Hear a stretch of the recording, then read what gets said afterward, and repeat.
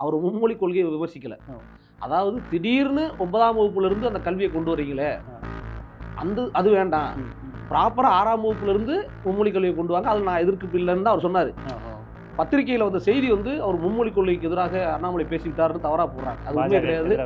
அண்ணாமலையை ஒரு பெரிய லீடராக உருவாக்கணும் அப்படிங்கிறதுக்காக திட்டமிட்டு 10 வருடங்களுக்கு முன்பாக திட்டமிட்ட செய்தி தான் இப்போ நடந்துட்டு இருக்குது. நீங்கள் சொல்கிற உங்களுக்கு அதிர்ச்சியாக கூட இருக்கலாம். விஜய் ஒருவேளை தவறு நாளைக்கு செய்கிறாரு அப்படின்னா அந்த இளைஞர்களோ அந்த கட்சியில் இருக்கிறவங்க எங்கே போவாங்க? ஆப்வியஸாக திமுக தான் போக முடியும். ஆனால் அதை போகாமல் தடுக்கிறதுக்கும் தடுக்க முடியும். எப்படி? இந்த பக்கம் அண்ணாமலை க்ளீன் பாலிடிக்ஸ், நான் வந்து ரொம்ப சுத்தமான அரசியல், நேர்மையான அரசியல் இவரை பேசுகிறாரு. ஆனால் பாதை பிஜேபி பாதை தான். நீங்கள் எந்தெந்த வடிவத்தில் வருவீங்கன்னு தெரியும். ஒரு படத்தில் செந்தில் கவுண்ட் அப்படி சொல்லுவார் பாரு, டேய் நீ எப்படி டைப்பாக மொழியை மாற்றுன்னு தெரியாதான் பாருல. அது மாதிரி நீங்கள் என்னென்ன வழியில் வந்தாலும் தமிழ்நாடு ஒரு நாளும் அதனால உங்களை ஒரு நாளும் தமிழ்நாடு ஏற்றுக்காது. ஆட்சிக்கு அப்புறம் இல்லை, 2026 தேர்தலுக்கு அப்புறம் 108 இடத்துல ஜெயிச்சிட்டாங்க. ஜெயிச்சதுக்கப்புறம் பெரும்பான்மை கிடைக்கல. அவங்க நினைச்சிருந்தா பிஜேபி பக்கம் போயிருக்கலாம். அவங்க திரும்ப கம்யூனிஸ்டுகள் பக்கமும் விசிகா பக்கம் தான் தேடி வர்றாங்க. அப்படிங்கும்போது அவங்க ஏதோ ஒரு செய்தி இந்த மக்கள் சொல்ல வர்றாங்க அப்படிங்கிறது இந்த மக்கள் பார்த்துட்டு இந்த பக்கம் தான் நிற்கிறோம். அதாவது மக்கள் வந்து மற்றவங்க சொல்ற மாதிரி மக்கள் வந்து முட்டாள் எல்லாத்தையும் பார்க்குறாங்க. அவங்களுக்கு தெரியும்.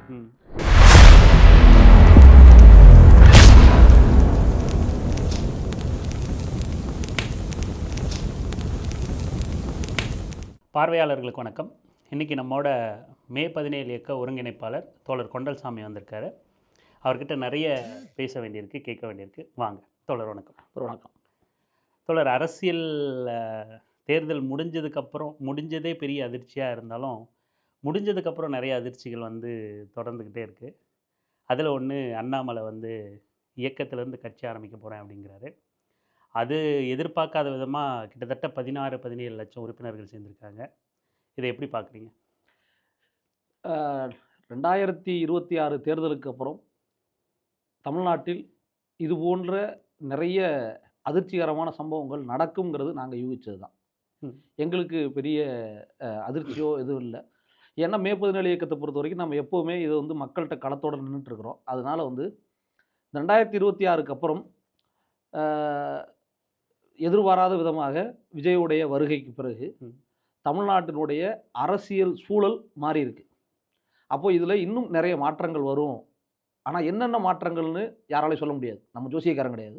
ஆனால் மாற்றங்கள் வரும், நிறைய அதிர்ச்சிகரமான சம்பவங்கள் நடக்கலாம் அப்படின்னு யூகிச்சிருந்தோம். அந்த வகையில் முதல் ஒன்றாக இப்போ வந்து அண்ணாமலையுடைய இந்த பிஜேபியிலிருந்து விலகி அப்படின்னு அவர் தான் அழுத்தி சொல்கிறாரு. நான் பிஜேபியிலேருந்து விலகி நான் ஒரு தனி இயக்கம் ஆரம்பிக்க போகிறேன், அதை வந்து கட்சியாக மாற்ற போகிறேன் அப்படின்னு பேசியிருக்கிறாரு. இது வந்து அண்ணாமலை என்பது யாருன்னு நமக்கு தெரியும். அவர் யாரால் இறக்கப்பட்டார்? பிஜேபி ஆர்எஸ்எஸ் தான் அவரை வந்து ஐபிஎஸ் பணியிலிருந்து ஐபிஎஸ் ஐபிஎஸ்க்கு அப்புறம் இல்லை, ஐபிஎஸ் ஆனதுலேருந்தே அவர் முழுக்க ஒரு ஆர்எஸ்எஸ் உடைய ஆள் தான். அப்படி உருவாக்கப்பட்டவர் தான். இன்றைக்கி அவருக்கு வேற ஒரு பணி கொடுக்கப்பட்டிருக்குது. இன்னும் சுருக்கமாக சொன்னால், அமித்ஷா வந்து அண்ணாமலையுடைய தமிழக பாஜக தலைவராக அவர் இருந்து நீக்கப்பட்ட பிறகு, இன்னும் சொல்ல போனால் நயினார் நாகேந்திரன் போட்டதுக்கப்புறம் நடந்த பொதுக்கூட்டத்தில் அமித்ஷா ஒன்று சொல்லியிருப்பார், நீங்கள் கவனிச்சிருப்பீங்க. இந்த மாதிரி அண்ணாமலையை வந்து இதை விட பெரிய பொறுப்பு அவருக்கு காத்திருக்குது அப்படின்னு. அந்த பொறுப்பு வேறு எதுவும் இல்லை, இதுதான் அந்த பொறுப்பு. எல்லாம் ஒன்றியத்தில் அமைச்சரவைன்னு நினச்சிட்டு இருந்தோம். அதுதான் எல்லாரும் நினைக்கிறது. இதை விட பெரிய பொறுப்பு அப்படின்னா என்ன? ஒரு மாநிலத்தோட தலைவர், அதோட பெரிய பொறுப்பு என்ன? மாநிலத்தோட ஒரு கட்சியை உருவாக்குறதுக்கானதான் அவர் சொல்லியிருக்கிறார். நம்ம புரிஞ்சுக்கல, அவ்வளோதான், வேற ஒன்றும் இல்லை. அந்த பொறுப்பு இன்னைக்கு அவருக்கு வழங்கப்பட்டிருக்குது. அந்த பொறுப்பை கொடுத்தது பிஜேபி ஆர்எஸ்எஸ் தான். அதுதான் நாங்கள். ஆனால் பாஜகவையும் விமர்சிப்போம். இப்போ அதுக்கு முன்னுதாரணமாக தான் விமர்சித்த மும்மொழி கொள்கையை வந்து விமர்சிச்சிருக்காரு 2029க்கு. ரொம்ப அது வந்து என்னன்னா, பத்திரிகையாளர்கள் செய்தியை சரியாக போடலையோ அப்படிங்கிறது தான் எங்களுடைய பார்வை. அவர் மும்மொழி கொள்கையை விமர்சிக்கலை. அதாவது திடீர்னு 9ஆம் வகுப்புலேருந்து அந்த கல்வியை கொண்டு வரீங்களே, அது வேண்டாம். ப்ராப்பராக 6ஆம் வகுப்புலேருந்து மும்மொழி கல்வியை கொண்டு வாங்க, அதில் நான் எதிர்ப்பு இல்லைன்னு தான் அவர் சொன்னார். பத்திரிகையில் வந்த செய்தி வந்து அவர் மும்மொழி கொள்கைக்கு எதிராக அண்ணாமலை பேசிவிட்டாருன்னு தவறாக போடுறாங்க. அது உண்மை கிடையாது. பேசிட்டார். அதுவும் ஒருவேளை நீங்கள் சொன்ன மாதிரி இதுவும் அந்த மீடியா ப்ரொபகண்டால ஒன்று. அதாவது அவருடைய ஏன் இன்னும் விளக்கமாக பேசிடுவோம். அண்ணாமலை ஏன் தனி இயக்கத்தை நோக்கி நகர்றேன் அப்படிங்கிறதுக்கான ஒரு 23 ரூபா என்ன சொல்றது தன்னிலை விளக்க மாதிரி ஒரு காணொலி கொடுத்துருக்காரு. அந்த காணொலியில் சொல்ற 2 விஷயம் ரொம்ப முக்கியமானது. நிறைய இருக்குது.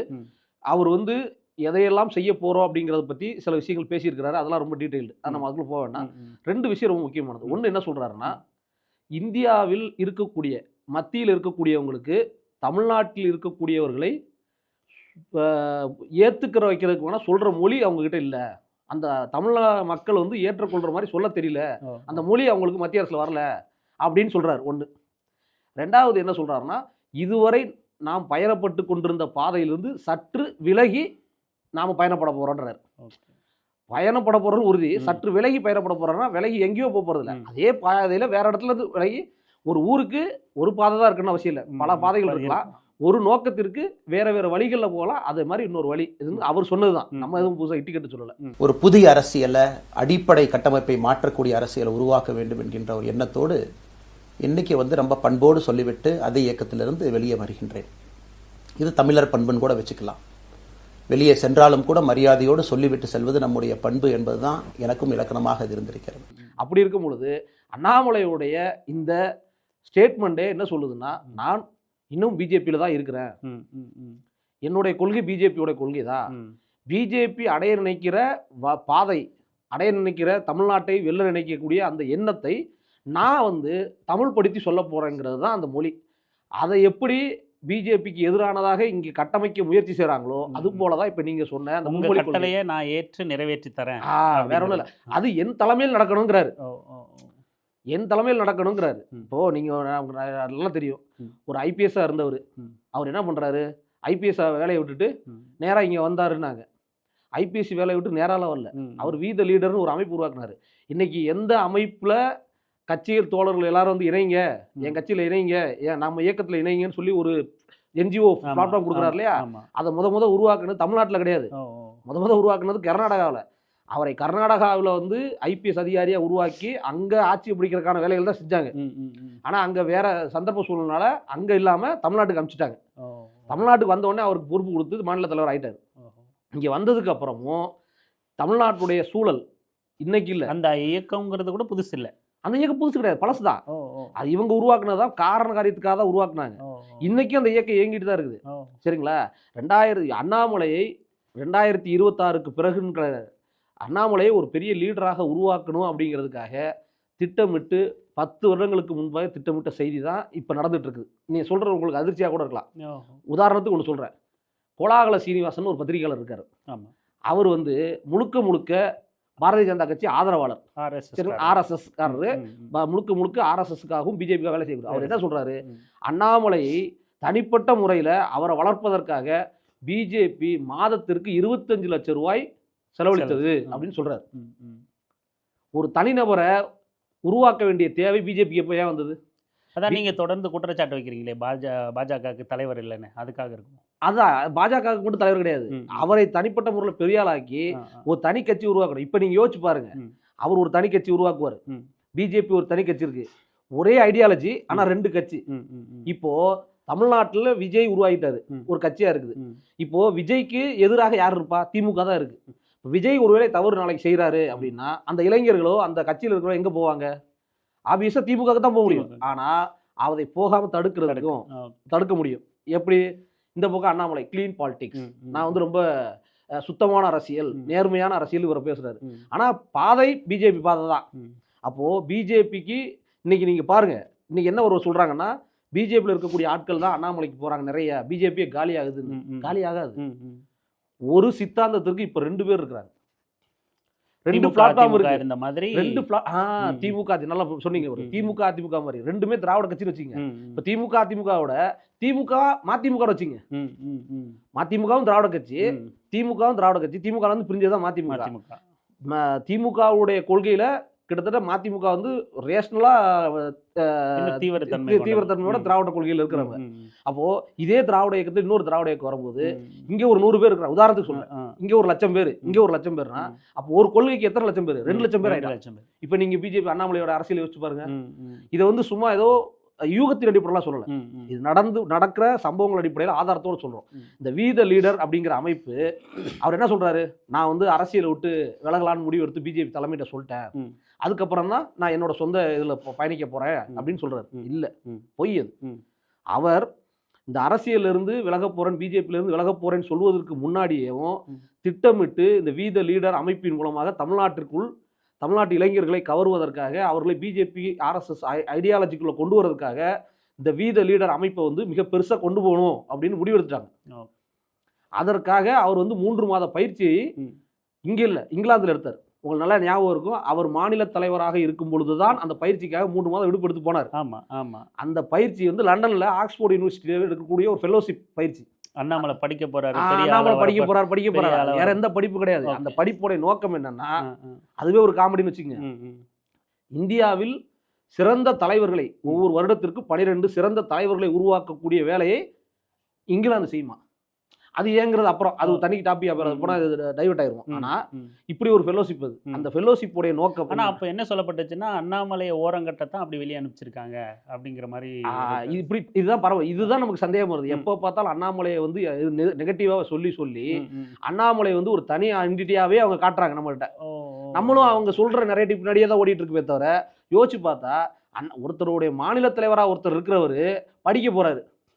அன்னைக்கு என்ன சொன்னாங்க, அவரை விளக்குறதுக்கு தான் கொண்டு போனார்னாங்க. இன்னைக்கு அவர் என்ன பண்ணிட்டாரு, அங்கே அந்த ஃபெல்லோஷிப்ல என்னென்ன படிச்சாரோ அந்த ஃபெல்லோஷிப் என்ன சொல்லுதுன்னா, இளைஞர் சுய முன்னேற்றம், சிறந்த கவர்னன்ஸ் எப்படி பண்றது, ஒரு கவர்னன்ஸ்குள்ள ஒரு அரசாங்கத்துக்குள்ளார எப்படி நிர்வாகத்தை கொடுக்கறது, லோக்கல் கவர்னன்ஸ், பஞ்சாயத்து யூனியனில் தலைவர்கள் எப்படி உருவாக்குறது, அதுக்கான கம்யூனிகேஷனை எப்படி ஸ்கில் வளர்ப்பதற்கு இப்படி சொல்லி கொடுக்கறது தான் அந்த நிறுவனத்தின் அந்த ஃபெல்லோஷிப் ட்ரைனிங்கோட 3 மாதம் படிச்சுட்டு வந்தார். இன்னைக்கு இவர் என்ன சொல்றாரு, அரசியலுக்கு நான் வரப்போறேன்னு சொன்னவர் அப்துல் கலாம் பேர்ல ஒரு ஸ்டடி சென்டர் மாதிரி ஒரு சென்டர் வந்து கோயம்புத்தூர்ல வைக்க போறேன் அப்படின்னு சொல்றாரா. அப்துல் கலாம் எடுத்ததே ஒரு அரசியல். அப்துல் கலாம் பேரை வச்சு தமிழ்நாட்டில் வந்து இளைஞர்களை கவர்வதற்காக தான் பேரு. அப்துல் கலாம் மூலம் ஒரு சென்டர், இந்த சென்டர் என்ன பண்ணும், அப்துல் கலாமையே இந்துத்துவ அடையாளமா மாத்திடுறாங்க. அப்துல் கலாம் சொன்னா தமிழ்நாட்டில் இருக்கிறவங்க ஏற்கனவே வந்துருவாங்க அப்படிங்கிறது அது ஒரு தனி கதை.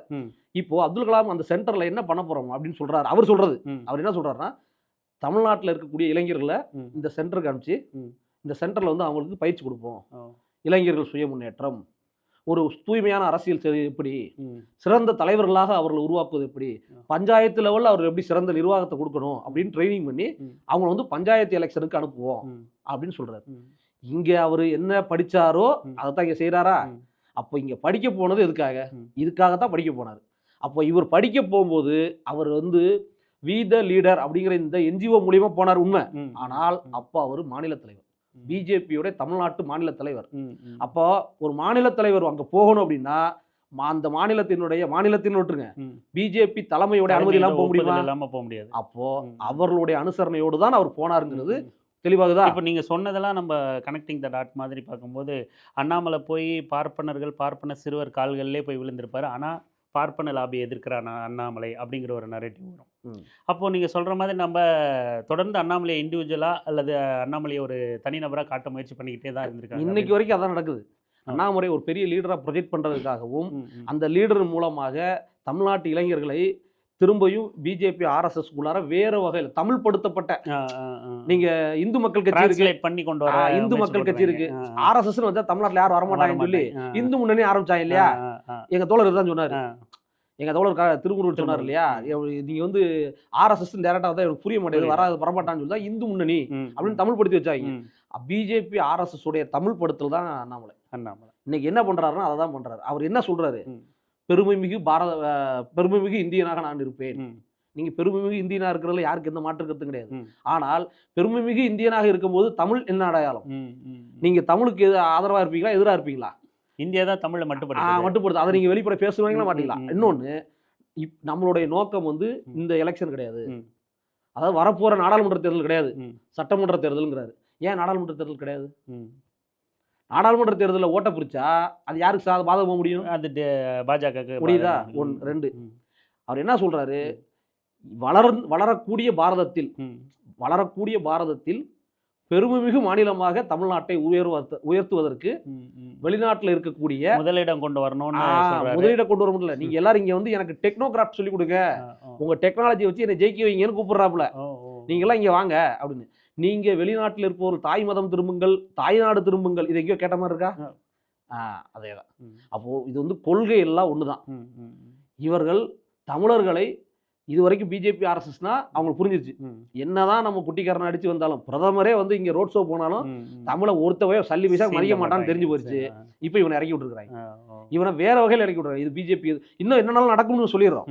இது வந்து இப்போ கணிக்க முடியாததெல்லாம் கிடையாது. இவர் வந்து என்ன பண்ணுவாருன்னா, மோடி விமர்சித்து 2 பேசலாம், பிஜேபி எதிர்த்து 2 பேசலாம், அதெல்லாம் நடக்கும். அதை வந்து அடிக்கிற மாதிரி அழுகிறேன், நீ அழுகிற மாதிரி அழுகுங்கிற மாதிரி நாடகம் நடக்கும். உடனே பாருங்க பிஜேபி உடனே அலையலையா போய் சேருவாங்க அப்படிங்கிறது தான் நடக்கும். இதுக்காகத்தான் அண்ணாமலையை உருவாக்கி இருக்கிறார்கள். எப்படி ஐபிஎஸ் ஆக அவர் உருவாக்கி தமிழ்நாடு பாஜகவின் மாநில தலைவராக கொண்டு வந்தார்களோ, இப்போது இன்னொரு பரிணாமத்தை அவருக்கு கொடுத்துருக்குறாங்க. இப்படியெல்லாம் செய்தாலும் தமிழ்நாடு விழிப்போடு தான் இருக்குது. நீங்க எந்தெந்த வடிவத்தில் வருவீங்கன்னு தெரியும். ஒரு படத்துல செந்தில் கவுண்ட் அப்படி சொல்லுவார் பாரு, டேய் நீ எப்படி டைப்பா முடிய மாத்துன்னு எனக்கு தெரியாதான் பாருல. அது மாதிரி நீங்க என்னென்ன வழியில வந்தாலும் தமிழ்நாடு ஒரு நாளும் அதனால உங்களை ஒரு நாளும் தமிழ்நாடு ஏத்துக்காது. உங்களை அம்பலப்படுத்துவதுதான் எங்களுடைய வேலை. ஒரு நாளும் உங்களை தமிழ்நாட்டுக்குள் தமிழர்களுக்கும் தமிழ்நாட்டிற்கும் எதிராக இருக்கவங்கள ஒரு நாள் கூட அலோவ் பண்ண முடியாது. இப்போ இந்த அண்ணாமலையோட அமைப்பு வந்து ஏற்கனவே கிட்டத்தட்ட ஒரு 10 ஆண்டுகளுக்கு முன்னாடியே ஆரம்பிச்சதுன்னு சொன்னீங்க. ஆனால் அந்த வெப்சைட்டில் வந்து விஜயை முந்திட்டார் ஒரு நாளோட மெம்பர்ஷிப்பில், உறுப்பினர்கள் சேர்க்கையில். 2வது நாள் இவரை மிஞ்சிட்டார், 3வது நாள் இவரை மிஞ்சிட்டார்னு கிட்டத்தட்ட இன்றைக்கி ஒரு 16-17 லட்சம் உறுப்பினர்களை காட்டுறாங்க. இது வந்து ஏற்கனவே அந்த உறுப்பினர் எண்ணிக்கையும் அதில் ஏற்கனவே இருந்ததா? இல்லை, அங்கே அதில் வந்து உறுப்பினர் எண்ணிக்கை கிடையாது. இவங்க புதுசாக சேர்க்குற, அதாவது மார்க்கெட்டில் புதுசாக ஒன்று வரும்போது அதுக்கு வரவேற்பு இருக்கிற மாதிரி காட்டப்படும். அதாவது பிஜேபி தமிழ்நாட்டில் வளர்க்க போகிறேன் அப்படின்னு சொல்லி தமிழிசை மாநிலத்தில் இருக்கும் என்ன பண்ணாங்க, எல்லாரும் மிஸ்டு கால் கொடுங்கன்னாங்க. ஊருக்கு எல்லாரும் மிஸ்டு கால் கொடுத்தாங்க. உடனே எங்கள் கட்சியோட செல்வாக்க பார்த்தீர்களா அப்படின்னாங்க. அதில் பாதி பேர் ஓட்டு போட்டிருந்தா கூட நேரம் அந்த அம்மாவாவது முதல்ல இதாக இருக்கும், ஒன்றும் நடக்காது. அப்போ இதெல்லாம் வந்து ஒரு ஜிம்க்கு வேலை. இப்போ ஒரு பாவலா பொண்ணு இருப்பாங்கல்ல ஊர் பக்கம், அது மாதிரி ஒரு பாவலா தான். இதெல்லாம் ஓட்டா மாறாது. இன்னொன்று, இந்த அமைப்புடைய நோக்கம் என்ன? இந்த வீத லீடர் என்ன பண்ண போகுது? நீங்கள் பண்ண போகிறது சுயமுன்னேற்றம்னு சொல்லி பேசுகிறீங்க. நீங்கள் இதுக்கான வேலையை எப்பயும் ஆரம்பிச்சிட்டார் அண்ணாமலை. 2025 இவர் எப்போ வந்து நான் அந்த இந்த பதவியை விட்டு விலக போகிறேன்னு சொன்னாரோ அதுக்கப்புறமே ரொம்ப தீவிரமாக வேலை செய்யுது. நம்ம நினைக்கிறோம் இப்போ தான் அவர் அந்த போட்ட அந்த என்ஜிஓ வந்து தொடங்கியிருக்காரு, இல்லை இப்போ தான் அது ஸ்டார்ட் பண்ணுறாரு, முன்னாடி ஸ்டார்ட் பண்ணிட்டு அப்படி விட்டாங்க போல இருக்கு. இல்லை, அது தொடர்ந்து இயங்கிட்டு தான் இருக்குது. அவருடைய நண்பர் பிரபாகரன் ஒருத்தர் எம்பிபிஎஸ், அவர் கரூர் டாக்டர், அவர் தான் அது கூட ஒரு கோஆர்டினேட்டர் மாதிரி இருந்து அந்த வேலையை பார்த்துட்டு இருக்கிறாரு. அரவக்குறிச்சி, ராசிபுரம், பரமத்தி வேலூர், அம்பாசமுத்திரம் இங்கெல்லாம் கூட்டம் நடத்தியிருக்கிறாங்க. என்ன கூட்டம்? இளைஞர்களை ஸ்கூலு காலேஜ் இவங்களுக்கு கல்லூரிகளுக்கும் பள்ளிகளுக்கும் உள்ள மாணவர்கள் மாணவிகளுக்கு உங்களுக்கு உங்கள் திறமையை வளர்த்துக்கிறதுக்காக கூட்டம் நடத்துகிறோம் வாங்கன்னு சொல்லி கூப்பிட்டு அவங்களை உட்கார வச்சு ஒரு இடத்துல உட்காந்து அஜெண்டா, இந்துத்துவ அஜெண்டா பேசுறது, மூளைச்சலவை, கிட்டத்தட்ட அதான் மூளைச்சலவை தான். இப்போ இந்த வகையில் நீங்கள் என்ன சொன்னாலும் பிஜேபிக்குள்ள ஆள் வர மாட்டேங்கிறான். அப்போ என்ன பண்ணணும்? வேறு வழியில் ஆள் திரட்டி இந்த பக்கம் தள்ளணும். ஒரு கட்டத்துக்கு அப்புறம் ஆள்லாம் வந்துருச்சாங்க ஓகே அப்படின்னா நீ இந்த பக்கம் வந்துருப்பா அப்படின்னு சேர்த்துக்குவாங்க. இதுதான் நடக்க போகுது. இவங்க தொடர்ச்சியாக கூட்டம் நடத்துகிறாங்க. அம்பாசமுத்திரத்தில் பெண்களுக்கான சுய தொழில் வேலைவாய்ப்பு உருவாக்குறதுக்கான கூட்டம் நடத்திருக்கிறாங்க. சரிங்களா? இது ஏதோ இது வந்து திட்டமிடாத ஒன்று. நான் வாழும் முறை பிஜேபி தான் இருக்குன்னு நினைச்சேன், அதனால நான் அப்படி கனவுளோட நினைக்கல. ஆனால் வேற வழி இல்லாமல் இன்னைக்கு தொடங்க சூழல் அந்த மாதிரி அப்படியெல்லாம் கிடையாது. இந்த சூழலை உருவாக்கிட்டாங்க. சூழலுங்கிறதே அவங்க திட்டத்துக்குள்ள இது வந்து நம்ம நினைக்கிறோம் இல்லையா? பார்ப்பனர்கள் எப்பவுமே ரொம்ப தெளிவானவங்க. இன்னும் அடுத்த 10 வருஷத்துக்கு அப்புறம் என்ன நடக்கும்ங்கிறத யோசிச்சு வேலை செய்யக்கூடியவங்க. நம்ம வந்து அவங்க பெருமைக்காக சொல்லலை, சரிங்களா? அப்படியே அவங்க வந்து சில வேலையில முட்டாள்தனமா பண்ணுவாங்கன்னு வச்சுக்கோங்க. என்ன இந்த இப்படி தான் திட்டமிடுதல் நல்லா இருக்கும், ஆனால் செயல்படுத்தும் போது இப்படி தான் கொண்டைய மறைக்க மறந்துடுவாங்க. அப்படிதான் இருப்பாங்க. இதுதான் அவங்களோட புத்தின்னு வச்சுக்கோங்க. அவங்க இன்னும் அடுத்த 10 வருஷத்துக்கு அப்புறம் எப்படி இருக்குங்கிறத யோசிச்சு அது செஞ்ச வேலை தான், திட்டமிட்டு உருவாக்கப்பட்டவர் தான் அண்ணாமலை. அதனால நமக்கு அண்ணாமலை பிஜேபி ஆர்எஸ்எஸ் சரி எந்த வடிவத்தில் வந்தாலும் தமிழர்கள் கண்டுபிடிச்சிருவாங்க. அவர்களால் ஒரு நாளும் இந்த தமிழ் நிலப்பரப்பை, இன்னும் சொல்ல போனால் தமிழக மக்களை விட்டுருங்க, இந்த தமிழ் மண்ணும் தமிழ் மொழியும் என்னைக்கும் மக்களை பிரிக்கக்கூடிய சக்திகளை ஏற்கவே இருக்காது. அது தமிழுக்கான உண்டான ஒரு அடையாளம். அது தமிழ் என்னைக்கும் தமிழ் தடுக்கும். தமிழை வாழ வச்சு தமிழர்களான்னு தெரியாது, ஆனால் தமிழ் தன்னை தகவமைத்துக் கொள்ள ஒரு மொழி, தன்னைத்தானே தகவமைத்துக் கொள்ள ஒரு மொழி தான். சரிங்களா? அந்த தமிழின் அறம் வந்து அவங்கள வீழ்த்திடும். அதுதான் நம்ம சொல்ல வரோம். ரொம்ப இதாக இருக்கான்னு நினைக்க வேண்டாம். உண்மை அதுதான். தமிழர் அப்படிங்கிற அந்த மொழியும் இனம் அடையாளமும் ஒரு நாளும் மக்களை பிளக்கக்கூடிய எந்த சக்திகளையும் உள்ள ஏற்றுக்காது. எப்படி வந்தாலும் அது காட்டி கொடுத்துரும். இன்னைக்கு அண்ணாமலை அம்பலப்பட்டு நிற்கிறார். அண்ணாமலையை அம்பலப்படுத்தி அண்ணாமலையே ஒன்றுமில்லாத ஆளாக மாற்றக்கூடிய வேலையை தமிழ் மண் செய்யும். இந்த தேர்தல் 2026 தேர்தலுக்கு முன்னாடி தலித் வாக்குகள் வந்து விஜய் பக்கம் போயிடுச்சுன்னு ஒரு ப்ரொபகண்டா பண்ணப்பட்டுச்சு. தேர்தல் முடிஞ்சும் அதுதான் உண்மை அப்படிங்கிற மாதிரி பேசப்பட்டுச்சு. அது உண்மையா பொய்யா அப்படிங்கிறது எந்த அளவுக்கு அப்படிங்கிறத நம்ம ஆய்வுக்குட்படுது. ஆனால் தொடர்ச்சியாக அப்படியான ஒரு உரையாடல் வந்து நிகழ்ந்துக்கிட்டே இருக்குது. இன்னி வரைக்கும் அது தொடர்ந்துக்கிட்டே இருக்குது. அது வந்து விஜய் வந்து சிறுபான்மையினர் வாக்கை தன் பக்கம் எடுத்துக்கிட்டாரு, தலித் வாக்கை தன் பக்கம் எடுத்துக்கிட்டாரு அப்படிங்கிறது இன்ன வரைக்கும் அது ஒரு வெற்றிக்கான ஃபார்முலாவாக பார்க்கப்படுது. இன்றைக்கி அண்ணாமலை வரும்போது அப்படியே இந்த பக்கம் ஒரு ஒரு வன்னியர் கம்யூனிட்டி, அண்ணாமலை சார்ந்த கம்யூனிட்டி, இந்த மாதிரியான சமூகத்தை தன் பக்கம் எடுத்துக்க போகிறார் அப்படிங்கிற மாதிரியான ஒரு உரையாடலும் உருவாக்கப்படுது. நம்ம ஏற்றுக்கிட்டாலும் ஏற்றுக்கலனாலும் இன்றைக்கி வந்து தாவேக்கா வந்து ஆட்சி அமைச்சிருச்சு. அண்ணாமலையோட வருகை 16-17 லட்சம் உறுப்பினர் சொல்கிறோம். நம்ம நீங்கள் சொன்னது எல்லாமே சரிதான். தமிழ் வந்து காக்கும் எல்லாமே சரிதான். அரசியல் சூழலில் இந்த மாதிரி ஏதாவது நடக்க வாய்ப்பு இருக்குமோ? நீங்கள் இதை எப்படி பார்க்குறீங்க? அவரோட பாதிப்பு என்னவா இருக்கும்? இல்லை எப்போவுமே தமிழ்நாட்டில் வந்து தமிழ்நாட்டில் என்ன நடக்கும்னா, நீங்கள் இப்போ இல்லை 67 தேர்தல் இருந்தே நீங்கள் பார்த்தீங்கன்னாலும் தமிழ்நாட்டில் ஒரு நிரந்தரமாகவே இந்த ஓட்டு அரசியல் மீது நம்பிக்கை இல்லாதவங்க, அதாவது ஓட்டு அரசியல்னு சொல்கிறது இந்த தேர்தல் அமைப்பு மேலெல்லாம் கிடையாது. யார் ஓட்டு போட்டாலும் என்ன நடக்க போகுது அப்படின்னு ஒரு குரூப் இருப்பாங்க. அந்த 3% குரூப் வந்து 3% குரூப் வந்து எப்போவுமே மாற்றி மாற்றி வேலை பார்த்துட்டே இருப்பாங்க. இந்த ஓட்டு வந்து எப்போவுமே புதுசாக யாராக வந்தாங்கன்னா அவங்களுக்கு மாறி மாறி விழுந்துட்டு தான் இருக்கும். சரிங்களா? ஒருவேளை எதிர்த்தரப்பில் இன்னும் ரொம்ப இந்த என்ன சொல்கிறது, எதிர்த்தரப்பில் இருக்கிறவங்க ரொம்ப அட்ராசிட்டி பண்ணுறாங்க, ஆளுங்கட்சியாக இருக்கிறவங்க ரொம்ப அட்ராசிட்டி பண்ணுறாங்கன்னா அந்த 3%ங்கிறது 7%, 8% வரைக்கும் போகும். திரும்ப அதே 3% கொண்டு விட்டுரும். இப்போ இதுதான் தமிழ்நாட்டில் நடக்கக்கூடிய வேலை. அதனால் நீங்கள் ஒன்றும் இல்லாத ஒரு பலூனை ஊதி ஊதி ஊதி பெருசாக்குனீங்கன்னா அது ஒரு கட்டத்தில் பாரம் தாங்காமல் வெடிச்சிடும். சரிங்களா? அதுதான் அண்ணாமலைக்கு இன்னைக்கு நடக்குது. அண்ணாமலைக்கு முன்னாடி யார் போவா அப்படின்னு நமக்கு யூகமாக சொல்ல முடியாது. அவங்களோட செயல்பாடை பார்த்து கண்டுபிடிச்சிடலாம். ஆனால் தமிழ்நாட்டு மக்கள் அவ்வளவு பெரிய தவறை செய்ய மாட்டாங்க அப்படிங்கிறது எங்களுக்கு நம்பிக்கை இருக்கு. இன்னும் சொல்ல போனால் விஜயை வேறு விதமாகவும் அண்ணாமலையை வேறு விதமாகவும் பார்ப்பாங்க அப்படிங்கிறீங்க. ஆமாம், அண்ணாமலை வேறு விதம் தான் பார்ப்பாங்க. நீங்கள் விஜய் வந்து அவருக்கு ஒரு பிஜேபி சாயல் இல்லாத ஒரு இது வந்து அவங்க முதர்ந்தே வந்து காட்டிக்கிட்டே இருக்கிறாங்க. இப்போ இன்னைக்கு கூட ஜோசப் விஜயன் வேற அடையாளப்படுத்துறாரு. அதெல்லாம் வேற. நான் என்ன சொல்றேன்னா, இன்னைக்கு கூட அவங்க ஆட்சிக்கு அப்புறம் சொல்றேன் 2026 தேர்தலுக்கு அப்புறம் 108 இடத்துல ஜெயிச்சிட்டாங்க. ஜெயிச்சதுக்கு அப்புறம் பெரும்பான்மை கிடைக்கல. அவங்க நினைச்சிருந்தா பிஜேபி பக்கம் போயிருக்கலாம். அவங்க திரும்ப திரும்ப கம்யூனிஸ்டுகள் பக்கமும் விசிகா பக்கம் தான் தேடி வர்றாங்க. அப்படிங்கும்போது அவங்க ஏதோ ஒரு செய்தி இந்த மக்கள் சொல்ல வர்றாங்க அப்படிங்கிறது மக்கள் புரிஞ்சு பார்த்துட்டு இந்த பக்கம் தான் நிற்கிறோம். அதாவது மக்கள் வந்து மற்றவங்க சொல்ற மாதிரி மக்கள் வந்து முட்டாள் கிடையாது. எல்லாத்தையும் பார்க்குறாங்க. அவங்களுக்கு தெரியும். அவங்களுக்கு ஒரு மெசேஜ் சொல்றாங்க, நாங்கள் வந்து விஜய் பக்கம் போகலை அப்படின்னு. அப்போ அப்படிப்பட்ட நிலையில தான் மக்கள் இருக்கிறாங்கிறது அவங்க புரிஞ்சுக்கிறாங்க. அதனால அப்படி எல்லாரும் பின்னாடி போயிடுவாங்க அப்படின்லாம் நடக்க போகிறது கிடையாது. அப்படி ஒரு சூழல் வந்தால் கூட அதை தமிழ்நாட்டு மக்களுக்கு அந்த உண்மையை இவர் யார் அப்படின்னு உண்மையை சொல்லக்கூடிய பணியில் மேற்பது நிலைக்கு முதன்மையாக நிற்கும். இன்னொரு விஷயம் தோழர் என்னென்னா, இப்போது அண்ணாமலை நீங்கள் சொன்ன மாதிரி அண்ணாமலை வேறு பாதைக்குள்ளே வந்து அங்கே அதே இடத்துக்கு வந்து சேரக்கூடிய நபர் தான் அப்படின்னு சொல்கிறீங்க. இப்போது அண்ணாமலையை நம்ம ரொம்ப இயல்பாக அணுகணும்னா கூட பாஜகவால் ஒரு மாநில தலைவர் பதவி பெற்று பாஜகவால் பெரிய செல்வந்தராக சொகுசு வாழ்க்கைக்குள்ளே வந்து பல ஊழல் குற்றச்சாட்டெல்லாம் அண்ணாமலை மீது சுமத்தப்படுது. ஸோ என்ன ஆனாலும் பாஜகவின் பிடியை விட்டு விலக முடியாத ஒரு சூழலில் தான் அண்ணாமலை இருக்கார். ஸோ ஆனால் தன்னை ஒரு தனித்துவமான ஒரு மாற்றத்திற்குரிய நபராக வந்து முன்னிறுத்துறார். இந்த மாதிரி திடீர்னு புது அமைப்பு, புது இயக்கம் வருது. இப்படியான நபர்கள் வந்து திடீர்னு வந்து ஒரு மாற்றத்தை கொடுக்குறேன்னு சொல்கிறது. இப்போ உதாரணத்துக்கு லதா ரஜினிகாந்த் வந்திருக்காங்க. அவங்க மீது பெரிய அதாவது பெரிய விமர்சனம்லாம் இருக்குது. பள்ளி கட்டிடத்துக்கு வாடகை கொடுக்காத நபர் அப்படின்லாம் இருக்குது. பள்ளி கட்டடத்துக்கு அரசு நிர்ணயித்த குறைஞ்சபட்ச கார்ப்பரேஷன் வாடகையை கொடுக்க முடியாதவங்க திடீர்னு இயக்கம் ஆரம்பித்து நான் பெருசாக மக்களுக்கு நல்லது பண்ண போகிறேன், ஐஏஎஸ் ஆஃபீஸர் வாங்க, ஐபிஎஸ் ஆஃபீஸர் வாங்க, இன்னும் யாரெல்லாம் இருக்கீங்களோ எல்லாரும் வாங்க, நல்லது பண்ணலான்றாங்க. இப்படி திடீர்னு மக்களுக்கு நல்லது பண்ண வராங்களே, இதை நம்ம எப்படி புரிஞ்சுக்கிறது? திடீர் புரட்சியாளர்கள் மாதிரி திடீர் நல்லவர்கள் இவங்கெல்லாம். நீங்கள் சொன்ன மாதிரி தான் வீட்டுக்கு வந்து கார்ப்பரேஷன் வாடகை கட்டக்கூடாதுன்னு நினைக்கிறாங்க. முடியாம இல்ல, கூடாது கூடாதுன்னு நினைக்கக்கூடியவங்க இன்னைக்கு வந்து மக்கள் மேடை 500,000 ரூபாவை கொடுக்க கூடாதுன்றவங்க மக்களுக்கு நல்லது செய்யறாங்க. அதாவது நீங்க என்னன்னா ரஜினியை வச்சு ஒரு அரசியல் பண்ணலாம்னு முடிவு எடுத்தாங்க, அது நடக்கல. இப்போ அண்ணாமலை வச்சு நடத்த முயற்சி பண்றாங்க. அண்ணாமலை வச்சு பண்ணும் பொழுது அதற்கு நீங்களாம் சப்போர்ட் பண்ணுங்க அப்படிங்கிறதுக்கு இவங்க ஒரு பிளாட்ஃபார்ம் கிரியேட் பண்றாங்க.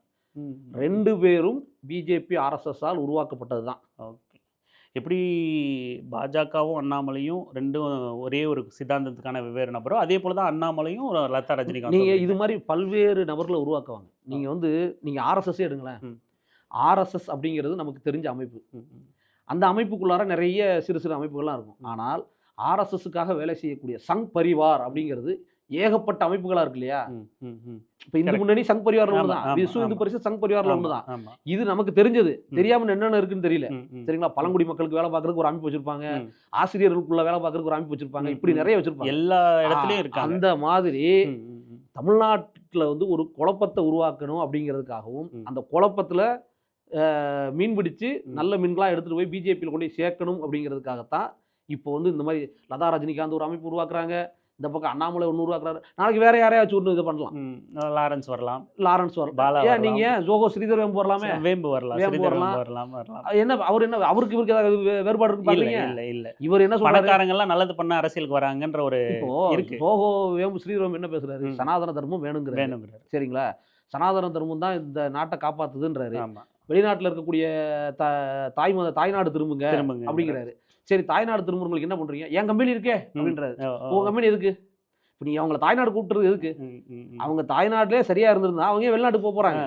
நீங்க தான் துரத்தி விட்டீங்க, இப்ப திரும்ப வாங்க அப்படின்றீங்க. எதுக்கு? ஜோகோவுக்கு வேலை செய்யறதுக்கு ஆள் வேணும் உனக்கு, குறைஞ்ச விலைக்கு. அதானே, வேற என்ன இருக்க முடியும்? அப்போ அவர் பேசுறதுக்கும் அண்ணாமலை பேசுறதுக்கும் லதா ரஜினிகாந்த் பேசுறதுக்கும் 3க்கு ஏதாவது வித்தியாசம் இருக்கா? நீங்க போட்டு பாருங்க. இல்லை, 3 பேரும் ஒரே குரலின் வேறு வேறு முகங்கள். குரல் ஒண்ணுதான், வேறு வேறு குரல்ல ஒருத்தருக்கு வேலை செய்யறாங்க. ஒருத்தருக்கு வேலை செய்யறாங்க, அவ்வளவுதான். நீங்க வந்து ஒரே குரல்ல தான் பேசுறாங்க. நீங்க ஆர்எஸ்எஸ் பிஜேபியோடைய குரலும் இவர்கள் குரலும் ஒண்ணுதான். சரிங்களா? அந்த பேசக்கூடிய முகங்கள் தான் வேற வேற. குரல் ஒரே நோக்கம் இதுதான். இதைத்தான் நம்ம வந்து அம்பலப்படுத்துறோம். ஆதாரத்தோடய சொல்லலாம். நம்ம இதைத்தான் சொன்ன அந்த வீத லீடர் அந்த அமைப்பு எப்போ உருவாக்கப்பட்டது, இவர் வெளியில போனதுக்கு அப்புறம் உடனே உருவாக்கப்படுது. அவர் வெளியே போகும்போது அந்த அமைப்பு உருவாக்கப்பட்ட பிறகு அவர் வந்து வெளிநாடு பயிற்சிக்கு போறாரு. அந்த பயிற்சி போகும்போது அவர் மாநில தலைவர். இது எல்லாமே அந்த பிஜேபிக்கு தலைமைக்கு தெரியாம நடந்தது இல்லை, எல்லாமே தெரிஞ்சு நடந்தது. இது திட்டமிடப்பட்டு நடக்கக்கூடிய நாடகம் தான் இது. தொடர் இறுதியா ஒரு கேள்வி. மே 17 இயக்கம் தொடர்ந்து களத்தில் மக்கள்கிட்ட இருக்கிறதுனால இந்த கேள்விக்கு நீங்கள் பதில் சொன்னாதான் சரியாக இருக்கும்னு நான் நினைக்கிறேன். நீங்களே இப்போ அண்ணாமலையை பற்றி பேசும்போது தொழில்நுட்பத்தை அழைக்கிறாரு தங்கிட்ட, அதை வச்சு எப்படியாவது வெற்றி பெற்று கொடுங்க அப்படின்னு சொல்லி அதுக்கான அறைகூவலாக நம்ம பார்க்க முடியுதுங்கிறீங்க. இன்றைய மாண்புமிகு முதலமைச்சர் விஜய் அவர்களும் தொழில்நுட்பத்தை இன்ஸ்டாகிராம் ரீல்ஸ் மூலமாக ஆட்சிக்கு வந்தார்ன்ற விமர்சனம் இருக்குது. இப்படி எல்லாரும் தொழில்நுட்பம், டேட்டா, ஒரு ஐடி விங் இருந்தால் வெற்றி பெற்றுடலாம் அப்படிங்கிற சூழல் வந்து ஒரு மாதிரி அச்சத்தை ஏற்படுத்துது. நீங்கள் களத்தில் இருக்கீங்க, கள அரசியல் இனி மக்கள்கிட்ட எடுபடாதா? களம் வந்து மக்களோட வாக்கு அரசியலை ரெஃப்ளெக்ட் பண்ணாதா? இல்லை, இதுதான் ரொம்ப தவறு பண்ணுறாங்க. இப்போ வெற்றி பெற்றவங்களும் சரி, இப்போ வெற்றி வாய்ப்பை இழந்தவங்களும் சரி, இந்த வெற்றிங்கிறது நாம செய்த தவறுகள்ல இருந்து நம்மளை தோக்கடிச்சிட்டாங்க அப்படிங்கிற அந்த சுய விமர்சனத்தை ஏற்றுக்காதது, வேறு ஒருத்தர் மேல பழிய தூக்கி போறது, இன்ஸ்டாகிராம் மூலியமா வந்துட்டாங்க அப்படின்னு சொல்றது தவறு. மக்கள் அரசியல் படுத்தணும், மக்கள்கிட்ட அரசியல் பேசியிருக்கணும். இன்னும் வெளிப்படையாவே கேட்கிறேன், வெற்றி வாய்ப்பை இழந்த திமுகவோ அதிமுகவோ ஒரு வார்த்தை விஜயோடைய அரசியல் பத்தி பேசியிருக்காங்களா? விஜய் ஒரு பொருட்டாவே அவங்க மதிக்கல. பேசாம இருந்தோம்னா நம்ம லெவலுக்கு அவர் கிடையாதுன்னு நீங்க நினைச்சீங்க. ஆனா அவர் நீங்க என்ன பேசாட்டி பரவாயில்ல, மக்கள் நான் எப்படி போய் ரீச் ஆரம்பாருன்னு இவங்க என்ன நினைச்சாங்க, பேசி பெரிய ஆளாக்க வேண்டாம். அவர் ஏற்கனவே பெரிய ஆள் தான், நீ என்னது பெரிய ஆளாக்க போறீங்க? உங்களுடைய தவறான பெண் டீமும் இந்த மாதிரி இந்த இப்ப சொன்னீங்க இல்லையா, இந்த ஐடி விங் வச்சுக்கிட்டு வீக வகுப்பாளர்கள் இவங்க எல்லாம் வச்சுக்கிட்டு நம்ம வந்து ஜெயிச்சிடலாம் அப்படின்னு. ஆனா மக்கள் அப்படி கிடையாது. அதுதான் வெற்றியை தீர்மானிக்குதுன்னு இன்னும் வரைக்கும் அரசியல் கட்சிகளே நம்புது. அப்படி கிடையாதுங்கிறதா உண்மை. அப்படி கிடையாது, உண்மைதான் உண்மை. இப்போ அதான் நீங்க களத்துல இந்திய கம்யூனிஸ்ட் கட்சி ஜெயிச்சிருக்குது, கீழ்வேலூர்ல ஜெயிச்சிருக்காங்க, மார்க்சிஸ்ட் கம்யூனிஸ்ட் கட்சி ஜெயிச்சிருக்குது, வன்னியரசு அவங்களாம் விசிகா ஜெயிச்சிருக்கு. இவங்கெல்லாம் எந்த இது ஐடி யூனியன் வச்சாங்க, ம், ம். வியூக வகுப்பாளர்கள் யார் வச்சிருந்தாங்க? இல்ல யாரும் இல்ல. ஆனா மக்கள் வீதியா போனாங்க. வீதி வீதியா போனாங்க, மக்களை போய் செஞ்சாங்க, பிரச்சனையை பேசினாங்க. ம், ம், ம். சரிங்களா? ம். அதிமுக இருக்கு, அவங்களுக்கு என்ன எது வச்சிருந்தீங்க? கடையனூர்ல ஜெயிச்சிருக்காங்க, 2 எம்எல்ஏ இருக்காங்க. இவங்களுக்குலாம் எந்த, அதாவது ஒரு தவறான நரேட்டிவை செட் பண்றது தான் இவங்க தான். மக்கள்கிட்ட அரசியல் பேசாதீங்க. இன்னும் சொல்ல போனா மேற்பதிவேல் இயக்கம் மாதிரியே நாங்க போய் பிரச்சாரம் பண்றதே வேண்டாம், கூடாது அப்படின்னு தடுத்தவங்க எல்லாம் உண்டு. மக்கள்கிட்ட அரசியல் பேசாதீங்க. ஆனால் நாங்கள் அரசியல் பேசி மக்கள் நின்று கேட்டாங்க, கைதட்டினாங்க, பாராட்டினாங்க, ஆமா சரியாதான் சொல்றீங்கன்னு சொல்லி மக்களை அரசியல் படுத்தி இருந்தால் உங்களுக்கு இவ்வளவு பெரிய தோல்வி வந்திருக்கு. மக்களை அரசியல் படுத்தாம இன்னமும் நீங்கள் தவறு செய்கிறீர்கள்னு சொல்றேன். இது வந்து வன்மத்திலேயோ இல்ல உங்க மேல உள்ள காழ்ப்புணர்ச்சியிலே சொல்லல, நீங்க திருத்தணும் அப்படிங்கறதுக்காக சொல்றோம். அதாவது இனிமேலாவது நீங்கள் மக்களோட அரசியல் பேச பழகுங்க. நீங்க இன்னமும் இன்ஸ்டாகிராம் கல அரசியல் தான் எதிரொலிக்கும்ங்கறத உறுதியா இருக்கு. கல அரசியல் தான் எல்லாத்தையும் தீர்மானிக்கும். நீங்க மக்களை அரசியல் படுத்தாம நீங்க வந்து ஒரு நாளும் ஜெயிக்க முடியாது. எவ்வளவு நீங்க 500 கோடி 1000 கோடி அப்படியே நீங்க வந்து உதாரணத்துக்கு சொல்றேன், உங்களால 500 கோடி 1000 கோடி கொடுத்து ஒரு வீக வகுப்பாளரை கொண்டு வந்து ஜெயிக்க வச்சிட முடியும்னா, அதே வீக வகுப்பாளர் பீகார்ல என்னானாரு? தோத்து போயிட்டார், மண்ணை கவிட்டாரு. ஒரு தொகுதியில டெபாசிட் வாங்கல. இல்ல, ஊருக்கெல்லாம் ஜெயிக்க வைக்கிற பிரசாந்த் கிஷோர் அவர் சொந்த ஊர்ல, பீகார் அவர் சொந்த ஊர். அப்புறம் அந்த வீக வகுப்பாளருக்கு அங்க என்ன பண்ணாரு? அப்போ அது தவறுங்கிறது அவரோட இதுலயே அடிபட்டு போதா? அது கிடையாது. உங்களுடைய கருத்தை பல பேருக்கு கொண்டு போய் சேர்க்கிறதுக்கு வேணா அது பயன்படுமே ஒழிய, நீங்கள் அரசியலற்ற தன்மையை புகுத்த அது உங்களுக்கு தான் எதிராக போய் முடியும். அதுதான் இன்னைக்கு நடந்திருக்கு. இது நான் திமுகவுக்கு சொல்லல, திமுக அதிமுக எல்லாருக்கும் தான் சொல்றேன். நாளைக்கு இதே நிலைமை விஜய்க்கு வந்துடும். மக்கள்கிட்ட அரசியல் இல்லாம இன்னமும் வந்து நீங்க இதுக்கு முன்னாடி எப்படி நாள் இருந்துக்கலாம், இப்ப நீங்க வந்து ஒரு பொறுப்புள்ள இடத்துல இருக்கிறீங்க. நீங்க என்ன செய்யணும், அடுத்து என்ன செய்ய போற, தமிழ்நாட்டுக்கு என்ன திட்டங்கள் கொண்டு வர போறோம்னு தான் பேசியிருக்கணும். நீங்க இன்னமும் இன்ஸ்டாகிராம்ல ரீல்ஸ் போட்டுட்டு இருந்தீங்கன்னா, நீங்க அதனாலதான் ஜெயிச்சு நீங்க நம்பிட்டு இருந்தீங்கன்னா, நீங்க அந்த மக்கள்கிட்ட இருந்து அந்நியப்பட்டு போறீங்கன்னு அர்த்தம். சரிங்களா? நீங்க ஜெயிச்சது ரீல்ஸ்க்காக அல்ல, மக்கள் உங்களிடம் எதையோ எதிர்பார்த்து தான் போட்டிருக்காங்க. சரிங்களா? எல்லாரும் சொல்றாங்க எந்த எம்எல்ஏனே தெரியல, ஆனா விசிலுக்கு போட்டாங்க, வேட்பாளரே தெரியல. உண்மைதான், அதுல மாற்று கருத்துலாம் கிடையாது. சில ஊர்ல வேட்பாளரே தெரியலாம விசில் விஜய் அப்படிங்கிறது அவர் ஏதாவது செய்வாரு அப்படின்னு நம்பிக்கை போட்டிருக்காங்க. அது இன்ஸ்டாகிராமுக்காக வந்தது அல்ல, உங்க மேல நம்பிக்கை. அந்த நம்பிக்கையை நீங்க காப்பாத்தணும்னா இந்த மாதிரி ரீல்ஸ் போடுறதை விட்டுவிட்டு, அதுதான் உங்களை வெற்றி பெற வச்சதுன்னு உங்களை நம்ப வைக்கிறாங்கன்னா அவங்களிடம் தள்ளி நின்று நீங்க இந்த மக்களுக்கான அரசியல் செய்யுங்க. எதிர்கட்சிகளும் சரி, இனிமேலாவது மக்களுக்கான அரசியல் செய்யுங்க. இன்ஸ்டாகிராம் ரீல்ஸ்லாம் அப்புறம் பேசிக்கலாம். உங்களை ஒரு உங்களுடைய கொள்கையை நீங்க பேசுற அரசியலை மக்கள்கிட்ட விரிவா கொண்டு போறதுக்கு வேணா அது பயன்படுமே தவிர, நீங்க பேசாம இருந்தீங்கன்னா, உங்களை பேசாமே நீங்க பெரிய ஆளாக்குவாங்கன்னு நீங்க நம்புனீங்கன்னா அது உங்களுடைய பெரிய வீழ்ச்சிக்கு, இதை விட பெரிய வீழ்ச்சிக்கு தான் போகும். அதனால இன்ஸ்டாகிராம் இதனாலும் இல்ல, கள அரசியல் தான் உங்களை தீர்மானிக்கும். அதை நாங்க வந்து கண்கூடா தேர்தலில் பார்த்தோம். நாங்க போற இடமெல்லாம் நாங்கள் பேசிய அரசியல், இந்த தமிழ் மண்ணிற்கு, இந்த தமிழ்நாட்டு மக்களுக்கான அரசியலை பேசணும். எல்லா இடத்துலையும் மக்கள் ஆரவாரமா எங்களை வரவேற்றாங்க, ஆரவாரமா கொண்டாடினாங்க. நாங்க போன இடமெல்லாம் வெற்றி பெற்றிருக்கிறோம். நாங்க போன இடம்லாம் பிஜேபி தமிழ்நாட்டில் சரி ரைட்டு. இன்னொன்னு உங்களுக்கு வெளிப்படையா ஒரு உதாரணத்தோட சொல்றேன். பிரசாந்த் கிஷோர் ஒரு உதாரணம். வீக வகுப்பாளராக இருந்து பிரசாந்த் கிஷோரே ஜெயிக்க முடியல. ஒண்ணு. ரெண்டாவது, உங்ககிட்ட இருக்கிற காசை விடவா பிஜேபி கம்மியா இருக்கு? அது எவ்வளவு காசு, மலை அளவுக்கு கொஞ்சம். அப்புறம் அவங்களால ஏன் வந்து ஒரு வீக வகுப்பாளரை கொண்டு வர முடியலையா?